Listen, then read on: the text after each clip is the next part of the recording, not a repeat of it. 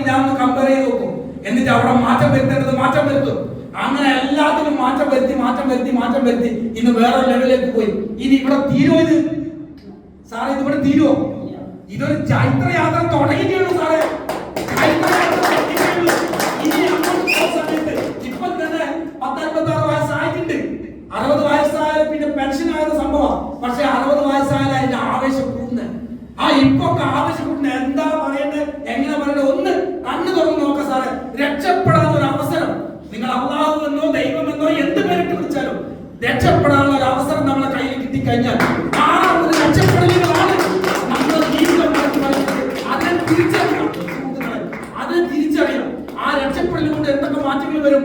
ഇന്ന് ഇഷ്ടപ്പെട്ട ഹോട്ടലുകളിൽ കയറാൻ തോന്നുന്നു, ഇഷ്ടപ്പെട്ട വസ്ത്രങ്ങൾ വാങ്ങാൻ തോന്നുന്നു, ഇഷ്ടപ്പെട്ട ഏത് സ്ഥലമാണോ നമുക്ക് പണം നമ്മളെ കയ്യിലുണ്ട് എന്നുള്ള തരത്തിലേക്ക്, നമുക്ക് ഇന്ന് എന്തിനേയും നമുക്ക് കാണാനും അത് ഉൾക്കൊള്ളാനും അത് സ്വീകരിക്കാനുള്ള ഒരു സാഹചര്യം നമുക്ക് ഈ ബിസിനസ് കൊണ്ട് നേടിക്കഴിഞ്ഞു സാറേ. അല്ലാതെ വേറെ നമ്മളെ വലിയ ബിൽഡിംഗ് എടുക്കുന്നു അതല്ല, നമ്മുടെ ജീവിത ശൈലി മാറ്റാനുള്ള ഒരു അവസരം ഇല്ലാതെ കിട്ടിയിട്ടുണ്ട്. ഇനി മാറേണ്ട ആവശ്യകത ഞാൻ നേരത്തെ പറഞ്ഞു കഴിഞ്ഞു. ഇന്നലെഞ്ഞാത് ഞാൻ രാഷ്ട്രീയം പറയുന്നല്ലേ, നമ്മളെ ബഹുമാനപ്പെട്ട പ്രധാനമന്ത്രി വന്നിട്ട് ഒരു അനൗൺസ് ചെയ്ത് പോയിട്ടുണ്ട്.